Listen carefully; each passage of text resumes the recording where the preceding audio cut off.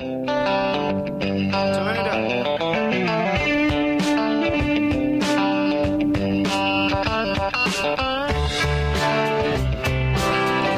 Welcome back to the Jordan Sekulow Show. It's great to have a guest with us here in the studio in Washington, D.C. Representative Mike Hubbard is the Speaker of the Alabama House of Representatives, first elected to the House of Representatives there in 1998.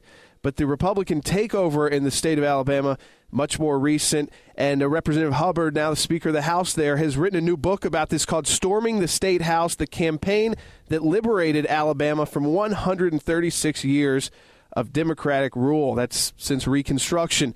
And Representative Hubbard, it's great to have you here with us. Well, it's great to be here, and I appreciate the bump music. That's the unofficial theme song of the state of Alabama. Sweet home, Alabama. Thank you. My producer is an Auburn fan. He went to Auburn, so good. I know you are as well.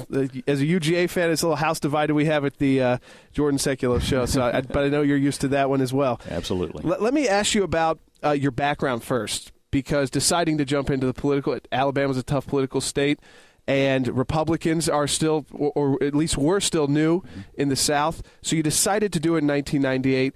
But tell people about your professional life as well. Well, my real life is I'm a broadcaster. And I started as a DJ when I was 13 years old in my hometown of Hartwell, Georgia, and went to the University of Georgia, majored in journalism. But I was also involved in athletics. I was not an athlete, and so I was able to use my writing and radio and broadcasting backgrounds and handle the sports information duties from high school. Ended up getting a college scholarship to Georgia to do that. And very fortunate, my freshman year, we won the national championship in 1980. I lived next door to Herschel Walker in the athletic dorm, and my job was to handle his media activities, and so I worked on his Heisman campaign. And as a Georgia fan, you'll probably recognize the name Terry Hogue. Sure. Terry was my college roommate, wow. And I ran his Heisman campaign in 1983, and he finished fifth, which was the highest finish ever for a defensive back, and so we considered that a win. I was hired to come and run Bo Jackson's Heisman campaign at Auburn. I graduated from Georgia. 2 weeks later, I was at Auburn and had an opportunity to work with a great athlete like Bo Jackson. And then while I was still working for the athletic department, got involved in Coach Pat Dye's television show and the radio broadcast, and came up with the concept of bringing everything together and creating the Auburn Network. So I started my own company in 1990 to handle the radio and television for Auburn sports. And the way I got into politics is a mutual friend, a guy named Patrick Nix, who was a quarterback at Auburn, introduced me to Bob Riley. He said, you need to meet this guy. He's running for Congress. I had zero interest in politics. I barely even knew there was a congressional race going on. But I said, I'll meet with him, just as a favor to you. And, sometimes when you meet someone, you just immediately like them. Well, I liked Bob Riley. And the more I got to know him, the more I liked him, and I decided I was going to get involved in his campaign. And so I worked on his radio spots and his mail and really got involved in the campaign, and it was very similar to running a Heisman campaign. And long story short, he won, and he actually invited me to come up here to Washington to see his swearing in. I thought, well, when else am I going to see a congressman sworn in? So sure. I came up, and I remember walking in front of the Supreme Court building, and I just said, thinking to myself, I need to get involved in public service. I've been selfish, and I didn't know at that time if that meant run for city council or the school board or whatever, but started looking for a way to get involved. And about that time, the legislative seat that I now hold, the gentleman who held that seat for 40 years announced that he was retiring. And so I made the decision with encouragement from Governor Riley to run for the seat, and was able to win. First Republican to ever hold that seat, District 79 in Auburn. And found out pretty quickly what it was like to be in the minority, and not a lot of fun. So it was not fun. And so a couple of years later, I ran for minority leader and served for 6 years as minority leader, and eventually became the party chairman. At the same time, I was minority leader, and number one priority was to take over the Alabama legislature. And Alabama at the statewide level was voting Republican presidential races pretty solidly, but at the local level, totally different situation. And there, again, just to reiterate, since Reconstruction, there had not been a Republican Party in control of the legislature. And so tell people, because that's what the book then, getting to the point where you say, okay, putting in place a strategy to change people's minds about who they kept voting for, because it's interesting. People think, most voters go in and vote straight ticket, but that was not the case in the South, especially in Alabama, the most recent. Absolutely not. And if you have to remember, back in the South, really the Republicans, were kind of viewed as being the bad guys. I mean, coming in from Reconstruction and the whole thing, and really it was just a one-party state for the longest in Georgia and South Carolina and in Alabama. You just had conservative Democrats and you had liberal Democrats. And so it really wasn't until, I think in 1982, something like that, there were 6 or 7 Republicans in the Alabama legislature out of 105 House members. So Governor Riley, at the time, he was in Congress, and when I was first elected, I had my first meeting with Governor Don Siegelman, who brought me in his office. He had a lottery that he had campaigned on, and I was vehemently opposed to a lottery. And, I was not going to change my position, and he basically threatened me, threatened my political career, threatened my business career, and it didn't sit very well with me. So at that time, I said to myself, we're going to have to make a change in the state. And I knew Bob Riley. He had kind of self-term limited himself. He said he'd only served 3 terms in Congress. And I, along with a number of other folks, convinced him to run for governor, to take on Don Siegelman. He was able to win, and long story short, he served 8 years, the best governor we've ever had in the state of Alabama. But the thing that was frustrating was that as good a job as he did, and as successful as he was in economic development and transparency and those types of things, every initiative that he sent over across the street to the legislature was dead on arrival. We couldn't even get a vote in committee. So the only thing we could do in the minority was to try to kill bad things. We got pretty good at killing bad things, but we couldn't actually do anything. The teachers union was so strong in Alabama and had been for decades. They knew that if they controlled the legislature, they could control state government. So they did just that. I mean, they had a stranglehold on the legislature. In 2006, I made the decision as minority leader that we were going to have to get aggressive. And it had always been kind of an unwritten agreement that we didn't go after incumbents. And I'm like, we're going to be in the minority forever if we hear that. So we said, we're going to change the way this operates. And so we did. We had moderate success in 2006, but we learned a lot. And this is chronicled in the book that, had there not been a 2006, there wouldn't have been a 2010. And prior to 2006, I went over with some of my lieutenants and went to Atlanta, met with some Georgia legislators. They had just taken the majority and trying to learn what they had done, and we put some of their tactics into place. And then we learned from our own mistakes in 2006. But when I became party chairman in 2007 at the urging of Governor Riley, the first day when I was sworn in, I made a speech and I said, we are going to take over the Alabama legislature. It is the last bastion of Democrat control in the state of Alabama. We've had the governor's office. We got both U.S. senators. At that time, 5 of 7 U.S. congressmen. Now it's 6 of 7. Every constitutional officer. But we cannot crack the legislature. And if we can't, then we're not going to be successful. So we started what we call Campaign 2010. It was a coordinated effort to raise money. It was the most comprehensive, aggressive, and coordinated campaign in the history of Alabama politics. And I've got a chapter called the fundraiser in chief. That's the worst part of politics, but I did it. And the most the party had ever raised for an election year was about $350,000. We set a goal of $4 million. Yeah. So people said, "You're crazy. Nobody's going to give you any money for the party." But we identified people who thought like we thought and understood how important it was for us to take a majority in order to be able to get good, conservative, pro-business, pro-family legislation passed. We had to get the majority.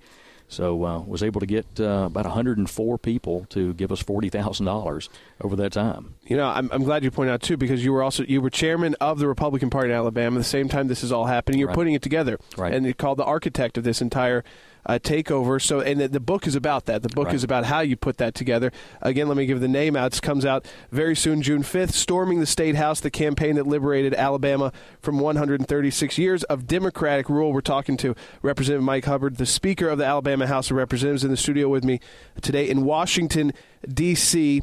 What changed with voters? People were seeing this across the country in 2010, but something else changed in Alabama. It seems like it wasn't just it was the idea of what the Democrats, I think, stood for, and maybe why am I still I keep voting for this person over and over. What are they doing for me? Well, there's a combination of things, and it's really fascinating in the book. I kind of chronicle how we went through all of this. But, one thing is we had, as a party, allowed the Democrat legislators to act one way in Montgomery and another way at home, and we had never called them on it. And, shame on us. And so, again, it was kind of an unwritten rule that you didn't do anything against incumbents, and we said, we're not going to do that anymore. We're going to actually go out and try to take the majority. Another thing that we found out, which was interesting, and we did some coordinated polling for all of our races, and that was the key. We recruited candidates. We didn't just wait and hope that good people signed up to run, because as you know, most sane people at least, don't wake up and say, hey, I think I'm going to run for the legislature. Against incumbent, too. That's right. So we had to go and recruit people and tell them, look, you can be a part of something special. We look for people who had never run for office before, look for people who had never thought about running for office before, people who are small business owners or professionals, and we successfully recruited people to run in the districts where we wanted to run a strong race. Folks, we'll be right back with more from Mike Hubbard. Now you can cut through the clutter, get the facts, the latest on the political landscape, as well as the legal and cultural issues that matter most to you and your family. ACLJ Executive Director Jordan Sekulow provides unique insight and a fresh perspective daily on The Jordan Sekulow Show. This is such an important time for America, a national election, a Supreme Court decision on Obamacare, and so much more. In a world where the liberal media strives to distort reality and discredit conservatives just like you and me, you can rely on us to provide you with the facts, the truth. With experience that spans the globe, Jordan Sekulow tackles the tough topics. And you can be part of the show. Send Jordan your questions right now via Twitter. Tweet at Jordan Sekulow. The Jordan Sekulow Show, Monday through Friday at 12:30 p.m. Eastern on Sirius and XM Radio, as well as streaming live on aclj.org.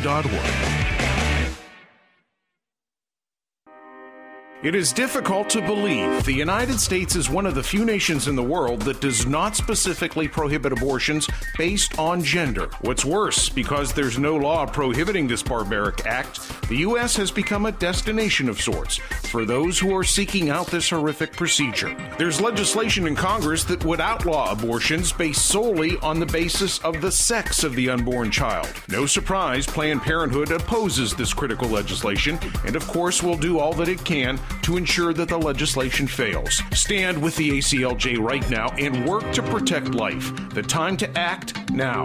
Send a powerful message to Congress and call for the passage of life-saving legislation that would outlaw abortions based on gender. Add your name to our petition now. Call 1-877-989-2255. That's 1-877-989-2255 or online aclj.org.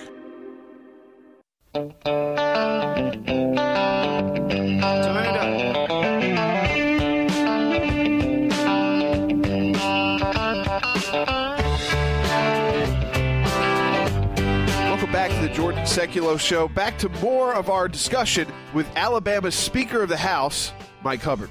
And another thing that's interesting, is pretty fascinating, is when we polled statewide and we asked who was in charge of the legislature, most people thought Republicans were in charge. They didn't know. And it's, they knew that, Joe Blow down the street was their representative. They didn't really know he was a Democrat or a Republican, and they had never really been told how he voted and acted in Montgomery. And I suppose it was because we had the governor's race, and just what you had said, most of our elected officials on the national level were Republicans. And so then we tested this question. If you knew that the Democrats had been in control of the Alabama legislature for 136 years, would you be more or less likely to vote for a Republican? 83% of the people said they would vote for the Republican. So we were sitting around brainstorming one day and said, how do we get this message out? And finally someone said, why don't we just say 136 years is long enough? And then we said, that's brilliant. We'll do that. We put yard signs, bumper stickers. We had billboards put up in targeted races or targeted districts. 136 years is long enough, and then send them to a website to find out that Democrats have been in charge for 136 years, and it worked. So I think it was kind of a perfect storm. We had great candidates. We had a coordinated campaign where we actually ran the entire campaign from the polling, opposition research, mail, radio, television, telephones, the whole deal, and I think it it all paid off in the end. And the swing was huge. Yeah. In these the elections. The people who were brave enough to run, they did well. In the House, we ran 24 races, won 22 of them. And not only did we gain a majority, we gained a supermajority, which I don't think any of us thought that would happen. It really was a perfect storm for us to be able to take the majority and in a bad way for the Democrats. What's changed now that the legislature has been more in line with the executive branch? It's been a huge change. It is so refreshing to be able to get things done, things that you just dreamed about. I was in the legislature for 12 years in the minority, and we could never even dream about passing things. First thing we did is we came in and we passed sweeping ethics reform in the state of Alabama. We went from having the weakest ethics laws in the country to the strongest. We passed legislation dealing with tenure reform, tort reform. We passed a package of tort reform, pro-business bills that, we hadn't passed a package in 25 years. We could even get them up in committee. We passed more ethics reform. We passed budgeting reform to force the legislature to have the discipline to not appropriate every dime of money that's out there. We passed pro-life legislation. We passed the anti-illegal immigration bill, which, of course, everybody around the country has heard about, but, the right thing to do. And, you're finally able to, since we've been in the majority in the House and the Senate, to pass good, conservative, pro-business, pro-family legislation. And I can tell you we're doing exactly what we promised we were going to do. And, that's really been refreshing for a lot of folks in Alabama, including, some of the liberal media. There have been a lot of editorials written that they don't like what we're doing, but they at least respect the fact that we are doing exactly what we promised we're going to do. So I take that as a compliment. Yeah, and people that have endorsed the book, let me just say, you'll find on the back cover, Jeb Bush, Karl Rove, Haley Barbour, people who get politics very well, who understood what you did. And again, Representative Hubbard was considered to be the architect. He was also the chairman of the Republican Party in Alabama at the time, and this was a huge switch. It took 136 years for people to say, we're going to challenge these incumbents. I wanted to ask you a final question about what you're doing with the profits from the book, because I know a lot of our listeners are Christians, and it's a Big Oak Ranch. You're donating all the profits to them. Tell people about that. Big Oak Ranch it's a phenomenal organization in Alabama. It's run by John Kroll, who played football at Alabama. His son, Brody Kroll, was the quarterback at Alabama. His wife is an Auburn grad, so we got both of them covered. But they have devoted their lives to a boys' and a girls' camp, a ranch, it's a Christian home for kids who need a chance. They've been abused. They've had a bad home life. They just need some help. And there are so many just positive success stories that they have done at the Big Oak Ranch, and they do it all from a Christian perspective, that I am donating any profits from the book that would be due to me. I'm going to donate them to Big Oak Ranch. So I'm not making a penny off of this. I wanted to write the book because I believe it's a story that needs to be told. And it's not just an Alabama story. It really is a story more than of politics, of how to build a team, how to have a goal, how to set a goal, put a game plan together, and then following the game plan. And there are going to be ups and downs in the book. I mean, we had lots of peaks and valleys. But at the end of the day, we put a team together with a game plan that was right on, and we believed in it. And at the end of the day, we were victorious. So I think it's a good story and a good how-to book for others who are wanting to make substantive changes in whatever area they're involved in. The book is out June 5th. It's called Storming the State House, the campaign that liberated Alabama from 136 years of Democrat rule. Speaker of the Alabama House of Representatives, Mike Hubbard, was joining us in the studio here in Washington, D.C. Representative Hubbard, thank you so much for being with us. Thank you, Jordan. It's been a pleasure.